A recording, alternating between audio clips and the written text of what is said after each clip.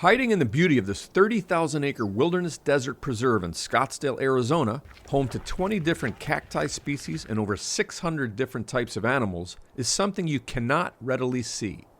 It's an environmental threat called buffelgrass.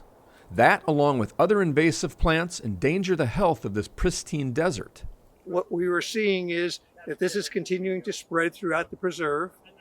And so what we need to know is where is it spreading, so that we can go out and do something about it. Employees and volunteers in the McDowell Sonoran Conservancy, with the help of Intel, are using drones and AI to scour the desert floor to find and eliminate them.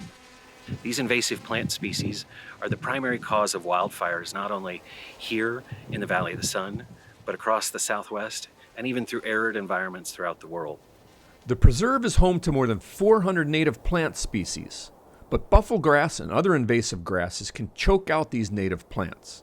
And when fire strikes, the non-native grasses burn longer, threatening the iconic saguaro cacti and wildlife such as the Sonoran desert tortoise. What would take Conservancy volunteers years to document through painstaking fieldwork, aerial drone surveys and AI processing can accomplish in mere hours.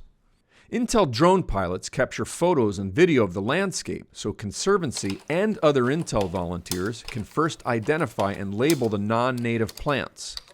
Then Intel engineers develop an AI algorithm that quickly detects unique features of the plants, including their color, distribution, shape, and density.